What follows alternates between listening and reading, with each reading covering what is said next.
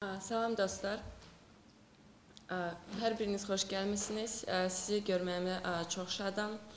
Gəldiyiniz və bizə dəstək verdiyiniz üçün sizə öz təşəkkürümü bildirirəm. Mən Sevinç Məmmədova, hüquqşünasam. Feminist Qadınlar Hərəkatının həmtəsisçilərindən biriyəm. Mən bir neçə ildir QHT sahəsində çalışıram və bu çalışdığım illər ərzində qarşılaşdığım ən böyük problemlərdən biri qadın hüquqlarının sahəsində mövcud olan problemlərdir. Ölkəmizin son illərdə sürətlə dünya birliyinə və inkişaf etmiş ölkələrinə inteqrasiyasına baxmayaraq, ölkədə qadın hüquqları sahəsində çoxsaylı qanunların qəbul olunmasına baxmayaraq, qadın hüquqları sahəsində problemlər davam etməkdədir. Bəzi regionlarımızda və bəzi ailələrdə qadınlara qarşı olan münasibət köləliyə bənzər hərəkətlərlə müqayisə olunacaq həddədir. Düzdür, müəyyən qrupa aid olan ailələrdə qadın hüquqları normal təmin olunsa belə, qadınlara məcburi qaydada qul kimi işlədildiyi və onların daimi başqalarından asılı vəziyyətdə yaşama halları hələ də davam etməkdədir.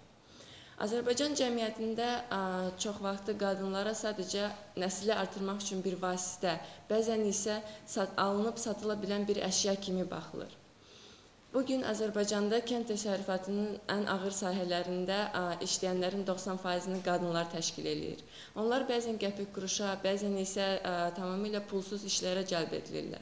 Bu mövcud vəziyyətdən əziyyət çəkənlərin çoxusu azyaşlı uşaqlardır, xüsusilə qızlardır. Bundan əlavə, ölkənin ictimai və siyasi həyatında qadınların iştirakı çox azdır. Kişilərlə müqayisədə qadınlar daha az təmsil olunurlar ölkənin siyasi hakimiyyətində, misal üçün. Həmçinin hüquq mühafizə orqanlarında qadınlara qarşı diskriminasiya mövcuddur. Məsəl üçün, regionlarda, prokurorluq orqanlarında, polis orqanlarında işləyən qadın əməkdaşların sayı çox azdır, əksər hallarda isə ümumiyyətlə yoxdur. Dünya İqtisadi Forumunun hazırladığı hesabata görə Azərbaycan 134 ölkə arasında qadınların siyasi hakimiyyətdə təmsilçiliyi baxımından 119-cu yerdədir. Qadınların vəzifə tutmaq imkanlarına görə isə 118-ci yerdədir. Düzdür, bugün Azərbaycanda çoxsaylı QHT-lər var, hansı ki qadın hüquqları sahəsində çalışırlar. Sadəcə bu QHT-lərin fəaliyyəti ancaq bir layihə çərçivəsində davam edir və bir müddət ərzində davam edir. Həmçinin bu QHT-lər daha çox qadınların maarifləndirilməsini özünə məqsəd qoyub. Qadınların maarifləndirilməsi düzdür, önəmli bir məqamdır. Sadəcə bugünkü cəmiyyətdə qadınlarımız öz hüquqları barədə məlumatlıdırlar. Hər bir qadın bilir ki, onun işləmək hüququ var, onun təhsil almaq hüququ var. Ancaq bu hüquqların tətbiqinə gəldikdə isə problemlər yaranır. Qadın bu hüququ tətbiq edəndə bəzən ailə daxili zorakılığın qurbanına çevrilə bilər. Ona görə də düşünürəm ki, tək qadınların yox, həm də kişilərin maarifləndirilməsinə ehtiyacımız var. Buna görə də bu təşkilatın, Feminist Qadınlar Hərəkatının yaranmasına qərar verdik. İndi isə sözümü Asima xanım Nəsirliyə verirəm. O sizi təşkilatımızın gələcək fəaliyyəti və məqsədləri barədə daha ətraflı tanış edəcək. Mən ilk əvvəl özümü təqdim etmək istəyirəm. Asima Nəsirli, hüquqşünasam. Məişət zorakılığına qarşı mübarizə istiqamətində ABŞ Konqresinin kitabxanasının liderlik mərkəzinin Açıq Dünya proqramının məzunuyam. Mən qonaqları salamlayıram, jurnalistlərə təşəkkürümü bildirirəm ki, bugün bizimlədir. İlk əvvəl səbəblərini izah etmək istəyirəm ki, niyə biz bu təşəbbüslə çıxış etmək fikrindəyik. Biz kütləvi informasiya vasitələrini izləyirik. Ümumiyyətlə, gündəlik rastlaşdığımız hadisələr, Azərbaycanda baş vermiş cinayətlərin statistikasını araşdıranda görürük ki, Azərbaycanda qadınlara qarşı münasibət birmənalı deyildir və həmçinin biz bu hallarla rastlaşırıq ki, Azərbaycanda ictimai-siyasi proseslərdə qadınların fəaliyyəti çox aşağı səviyyədədir. Bugün düzdür, bizim dövlətdə müəyyən qadınlar vardır ki, təmsil olunurlar parlamentdə, bələdiyyələrdə, siyasi partiyalarda və s. Amma biz Statistika Komitəsinin bu ilki hesabatına nəzər salsaq, bilirik ki, orada göstərilir ki, qadınlar bələdiyyələrdə 16% hesab olunur, təmsil olunurlar. Eyni zamanda qadınlar biz baxsaq orada həmçinin görə bilərik ki, qadınlar dövlət orqanlarında 28% təmsil olunurlar. Bu hallar çoxdur. Biz digər misallar da çəkə bilərik. Qadınlar rəhbər orqanlarda az faizlə təmsil olunurlar. Biz nazirlər arasında qadınlara rast gələ bilmərik. Biz icra hakimləri arasında qadınlara rast gələ bilmirik. Ümumiyyətlə biz işimizlə bağlı tez-tez rayonlara səfər edərkən görürük ki, yerli problemlərin həllində, ümumiyyətlə ictimai problemlərin həllində, dövlətin idarə edilməsində, vətəndaş iştirakında qadınların iştirakı xeyli aşağı səviyyədədir. Bunun səbəbini araşdıranda biz görürük ki, müəyyən problemlər ortaya çıxır. Birincisi, təhsilsizlik problemi, ikincisi, erkən nigahlar problemi, üçüncüsü, heç bir bilik və bacarıqlara malik olmayan qadınlar getdikcə ailədə dominant olan şəxslərdən asılı hala salınırlar, yəni ki, iqtisadi asılılıqlar yanır və bununla da onların bu hüquqları pozulur. Baxmayaraq ki, Azərbaycan Respublikasının konstitusiyasında, baxmayaraq ki, beynəlxalq konvensiyalarda gender bərabərliyi nəzərdə tutulmuşdur. Eyni zamanda konstitusiya qadınların, kişilərin hüquqlarını tanıyır. Həmçinin konvensiya qadınların vəzifədə irəli çəkilmək, azad sürətdə peşə, ixtisas seçmək öhdəliyini dövlətlər qarşısında qoymuşdur ki, dövlətin elə bir pozitiv öhdəliyi vardır ki, qadınların bu hüquqlarını təmin etməlidir. Buna baxmayaraq biz bilirik ki, biz şərq ölkəsiyik, bizdə daşlaşmış adətlər vardır ki, köləliyə bənzər adətlər hesab edə bilərik bunları. Bunların nəticəsidir ki, qadınların hüquqları kifayət qədər pozulur və onlar ictimai-siyasi proseslərdə kifayət qədər təmsil oluna bilmirlər. Həmçinin dövlət orqanlarında təmsil oluna bilmirlər. Və bunun üçün də biz qərara gəldik ki, qadınların dövlətin və cəmiyyətin idarə edilməsində rolunu artırmaq üçün, ictimai-siyasi proseslərdə fəallığını artırmaq üçün feminist qadınlar hərəkatı təsis edək. Əslində bu təşkilatı yaradarkən dostlarımdan bəziləri mənə irad bildirirdilər ki, feminist sözü biraz radikal səslənir. Çünki onlar tərəfindən bu biz kişilərə qarşı çıxırmışıq kimi başa düşülür. Əslində bizim məqsədimiz kişilərə qarşı çıxmaq deyil. Bizim məqsədimiz qadınlara qarşı baş vermiş sosial ədalətsizliyə qarşı çıxmaqdır. Mən düşünürəm ki, kişilərin əksəriyyəti də qadınların ictimai-siyasi proseslərdə fəallığının artırılmasını dəstəkləyir. Bu baxımdan biz hesab etdik ki, bu təşkilatı təsis edək. Bunun üçün biz üç istiqamətdə fəaliyyət göstərmək istəyirik. Birincisi, qadın problemi məsələsini araşdırmaq, yəni ki, bununla bağlı qadınların iqtisadi asılılığının aradan qaldırılması sahəsində işlər görmək, ictimai işlərdə qadınlarla kişilərin eyni səviyyədə təmsil olunması sahəsində işlər görmək. İkincisi, qadın məsələsi ilə bağlı. Bu nədir? Biz qadınların cəmiyyətdə rolu, mövqeyi haqqında araşdırmalar aparmaq, monitoring aparmaq. Üçüncüsü, bununla bağlı təkcə qadınların deyil, eyni zamanda kişilərin də bu fəaliyyətə cəlb edilməsinə çalışmaqdan ibarətdir. Təklif edirik ki, istəyirik ki, məmnun olardıq ki, qadınların ictimai-siyasi hərəkatlarda fəallığın artırılmasına dəstək verən şəxslər bizim aramızda olsunlar. Öz təşkilatımızın adından sizin bu təşəbbüsünüzü dəstəkləyir, tədbir edir və sizə bu işdə uğurlar arzulayır və düşünürük ki, ümumiyyətlə cəmiyyətdə elə bir sahədir ki, bu sahədə müxtəlif istiqamətlər üzrə istənilən təşəbbüslər insanlar tərəfindən dəstəklənməlidir. Xüsusilə də söhbət əgər insan hüquqlarına gedirsə, xüsusilə də söhbət əgər qadın hüquqlarına gedirsə, uşaq hüquqlarına gedirsə. Mən düşünürəm ki, bu baxımdan da sizin yeni yaratdığınız bir qurum hardasa təbii ki, problemin həllinə kömək eləməsə də bilər, amma ən azından problemin hansısa aspekti ilə bağlı daha dərindən iş görmək iqtidarında olacaqdır və çox bir qısa zamanda biz sizin təşkilatın həyata keçirdiyi layihələr barədə müəyyən məlumat əldə etmiş olaraq və buna təbii ki, sevinərik. İstənilən dəstək də biz tərəfdən həmişə bu tipli təşəbbüslərə göstərilir. Onu da deyim ki, bizim təşkilat, mən Həyat Beynəlxalq Təşkilatının sədriyəm və bizim təşkilat adında və ya fəaliyyətində, tutaq ki, proqramlarında feminist sözü olmasa belə, amma bizim layihələrin çox hissəsi sırf qadın hüquqlarına bağlı olan bir layihələr oldu. Xüsusilə də bugün icra elədiyimiz layihələrin bir qismi əcnəbi qadınların hüquqlarına bağlıdır, digər bir qismi məcbur köçmə uşaqlarına bağlıdır və çox siz qaldırdığınız və öz çıxışınızda istərsiniz Sevinç xanım çıxışınızda dediyiniz bəzi məsələləri biz layihə icra edərkən də görürük yerlərdə və hətta layihə icra olmasa da belə görürük, göz qabağımızda baş verir bir çox xoşa gəlməsi hallar və məni təbii ki, bir vətəndaş kimi narahat edir bunlar. Ona görə ki, mən də bu cəmiyyətdə yaşayıram və hüququ pozulmuş istər qadın, istərsə uşaq, elə o cümlədən də kişilər də həmçinin bu Respublikanın vətəndaşlarıdır və mən imkan daxilində çalışıram ki, bu məsələlərlə bağlı hansısa bir öz mövqeyimizi nümayiş etdirək. Yəni, buna qarşı çıxar, o siz dediyiniz kimi. Amma sizin çıxınızda bir məqam mənim xüsusilə diqqətimi çəkdi. Siz dediniz ki, yəni harasa 3 spektra böldünüz öz fəaliyyətinizi. Birinci spektr, həmən o baş vermiş zorakılıq hallarına qarşı çıxmaq. Bu, sadəcə olaraq bilirsiniz, bu biraz şuar ola bilər, hansı nəyəsə qarşı çıxmaq, amma konkret əməllər və layihələr ortaya qoymaq lazım. İkinci bir spektr oldu monitoringlərin keçirilməsi. Monitoringlərin xüsusi diqqət yetirdiniz. Monitoring və alternativ hesabatlar. Və üçüncü spektr mənə lap maraqlı gəldi. Kişilərin bu prosesə cəlb olunmasına nail olmaq. Mən sizə deyim ki, sizə bir vətəndaş cəmiyyəti sektorunda çoxdan uzun müddət təcrübəsi ola bir insan kimi deyirəm sizə. Azərbaycanda hətta qadın təşkilatları olmayanda belə, Azərbaycanda bir çox qeyri-hökumət təşkilatları var idi ki, sırf qadın hüquqları ilə bağlı layihələr həyata keçirildi və uğurlu layihələr də var idi, bəzi hədəfinə çatmayan layihələr də var idi.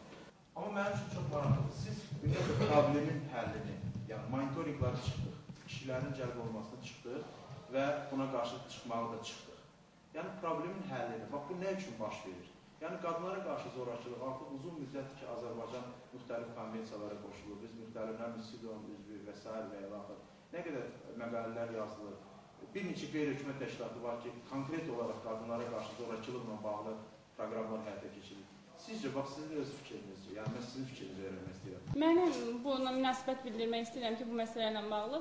Biz konvensiyalara qoşulsa da, müəyyən qanunlar qəbul etsək də, əslində zorakılıq halları biz bilirik ki, nəyə görə baş verir? Çünki bizim müəyyən adət-ənənələrimiz var, daşlaşmış adətlərimiz var və s. Həmişə kişilər evdə dominant mövqeyə sahib olublar.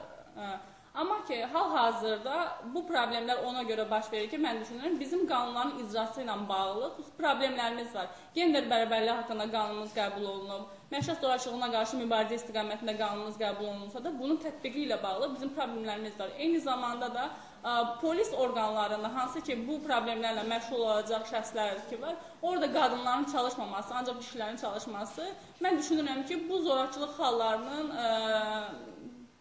davam etməsinə səbəb olur. Mən düşünürəm ki, polis orqanlarında qadınlar işləsə, onlar qadınların problemlərini daha yaxşı başa düşürlər, nəinki polis kişilər. Çünki bir qadın, mən rastlaşdığım təcrübədən misal gətirmək istəyirəm ki, bir zorakılıqla üzləşmiş qadın polisə şikayət etmişdi. Polis ondan cavabında demişdi ki, kişi arvadını döyər.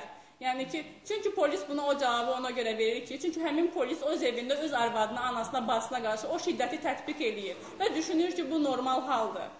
Mən düşünürəm ki, qadınlar polis orqanlarında və digər sahələrdə təmsil olunsalar, bu problemlər tam aradan qalxmasa da, biz bunun müəyyən səviyyədə aradan qaldırılmasına deməli, çata bilərik, nail ola bilərik. Buyurun, siz, sonra siz.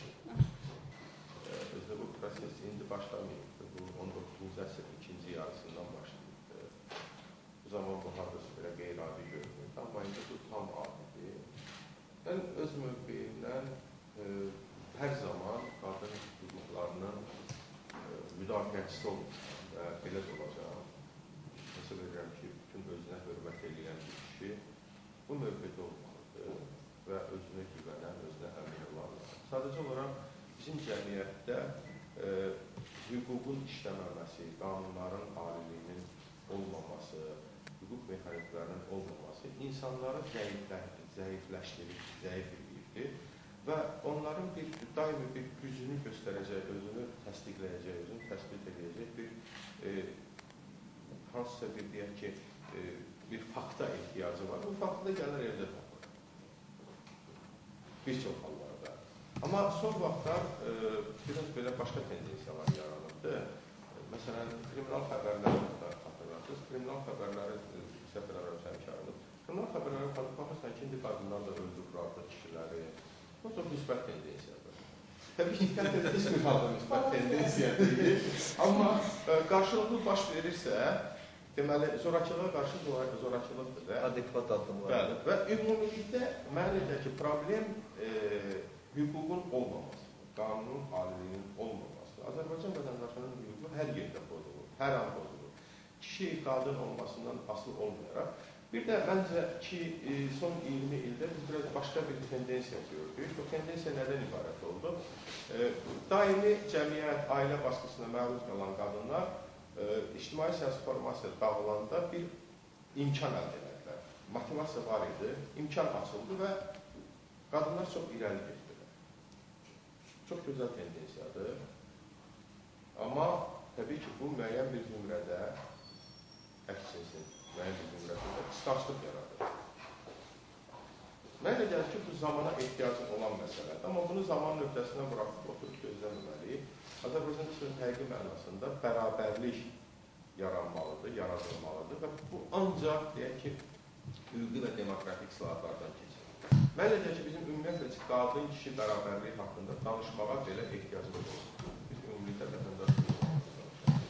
Buyurun. Bu Dövlət Araşdırmalar Fondunun rəhbəri Müzəffər Baxışov. Məni burada sevindirən oldu ki, siz gənclər belə bir təşəbbüslə çıxış elədiniz və çox uğurlu bir ad seçmişsiniz. Feminist qadınlar hərəkatı.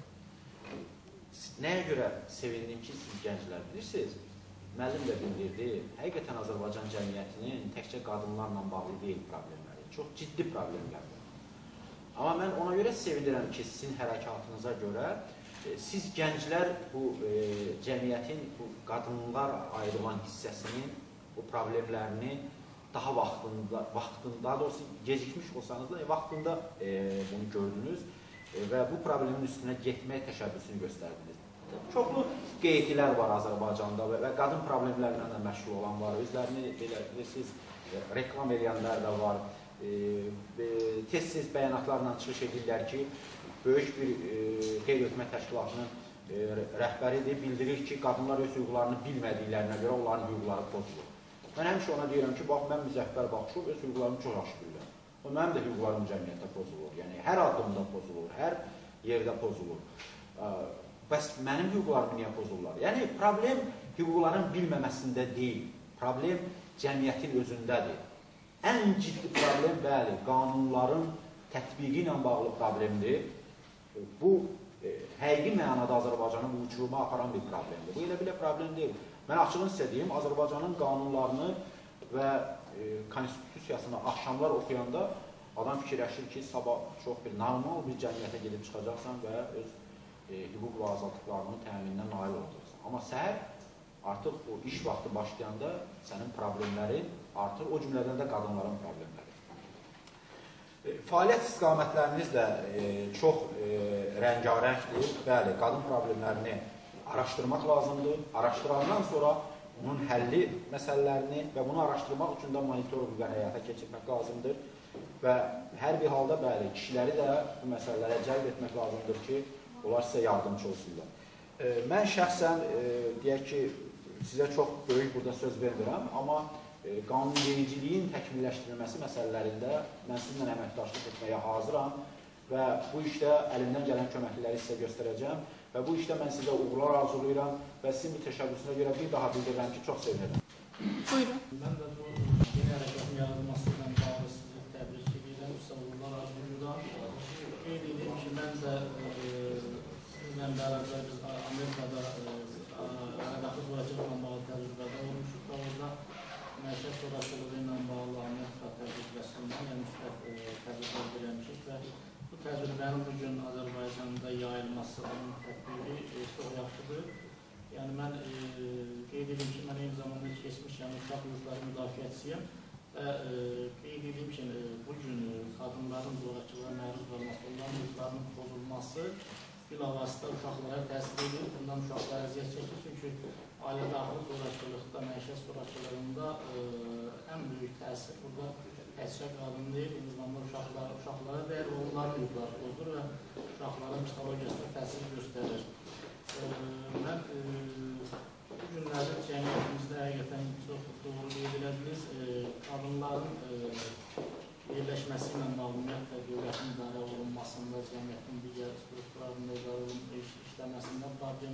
bugün qadınlar əsasən orta məktəblərdə müəllimlər əksəriyyəti qadınlardır. Mən hesab edirəm ki, onlara 70%-dir. Yəni bu da bizim üçün azmazaqlı haldır. Çünki belə deyək də bir Daxili Nazirliyi polkovniki var. O qeyd edir ki, bugün orta məktəbdə olan uşaqları özlərini deyək kimi qadınları seçirlər. Çünki onlar ancaq qadın müəllim görürlər, kişi müəllim görmürlər.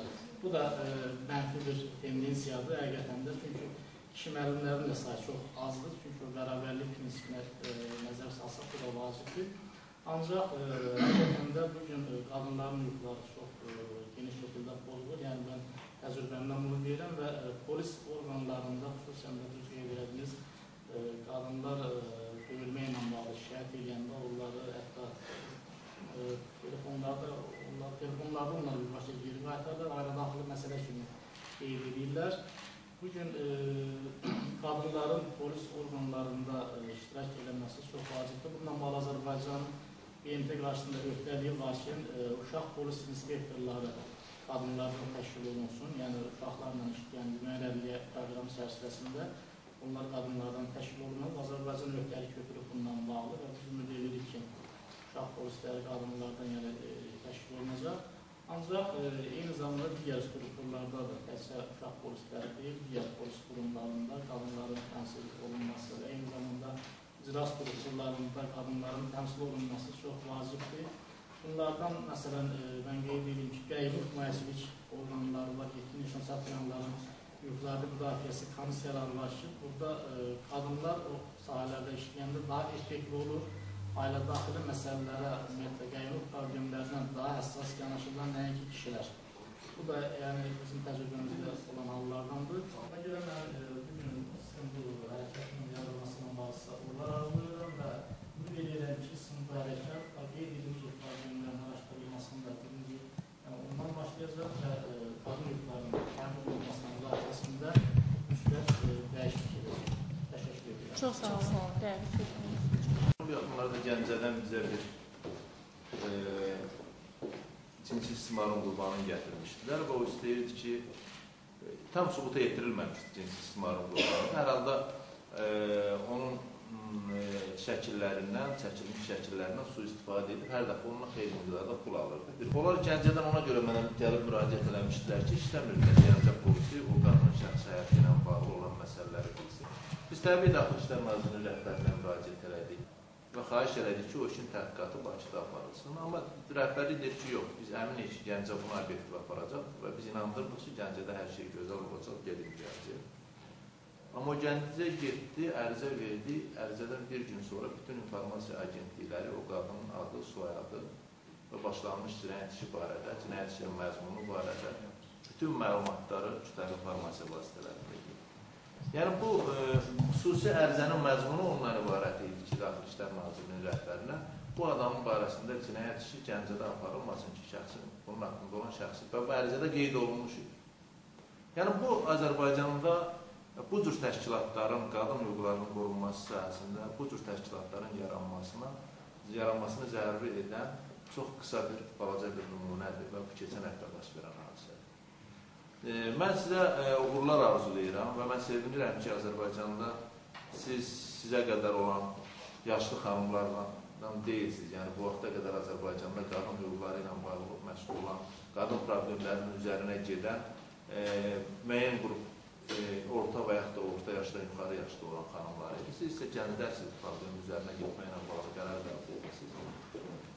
Biz təşkilat olaraq hər zaman sizə dəstək verməyə hazırıq və hesab edirəm ki, bizim təşkilatın təcrübəsi, bizim illi hesabatlarımız, bizim göstərdiyimiz hüquqi yardım bağlı təcrübə sizə yaxşı dəstək ola bilər və bizim təşkilatın təcrübəsinin öyrənilməsində sizə yaxşı dəstək ola bilər. Dostlarımız qeyd etdiyi kimi, hər birimiz biz dəstək verəcək ki, sizin təşkilat yaransın, inkişaf eləsin, fəaliyyət göstərsin və çoxlarından məmnun olsun. Uğurlar arzulayıram. Çox sağ olun. Mən ümumiyyətlə demək istəyirəm ki, o hüququ maarifləndirmə ilə bağlı problemlər var. Amma bu demək deyil ki, bir vətəndaş hüquqlarını bilmirsə, onun hüquqları tapdanılmalıdır. Azərbaycanda gender qanunu haqqında, bərabərliyi haqqında qanun qəbul olundu. Daha sonra bu yaxınlarda məişət zorakılığı ilə bağlı qanun qəbul olundu. Mən fikirləşirəm ki, gender hüquq hüquqlarının bərabərliyi ilə bağlı qanun necə işləyirsə, elə məişət zorakılığı ilə bağlı qanun o formada da fəaliyyət göstərəcək. Bu işlək mexanizmlərini tapmalı, tədqiqat metodlarını, mən onu arzu edirəm ki, onları gücləndirəsiniz. Mən gün ərzində demək olar ki, bütün fəaliyyətim dövründə qadın hüquqları ilə bağlı bütün mövzuları gündəmdə saxlayan jurnalist kimi, yazar kimi sizin arxanızdayım. Nə vaxt tədqiqat materialı və yaxud da ki, sizə dəstək istənilən halda mən sizin yanınızdayım. Hər ikinizi təbrik edirəm. Çox sağ olun. Bir də hər birinizə təşəkkür edirəm gəldiyiniz üçün, bizə dəstək verdiyiniz üçün və bu gözəl sözlər üçün həqiqətən təşəkkür edirəm. Çox xoş hal idi ki, daha çox kişilər bununla bağlı münasibət bildirdi. Bizi çox sevindirdi bu hal. Təşəkkür edirəm gəldiyiniz üçün. Sağ olun. Siz sağ olun.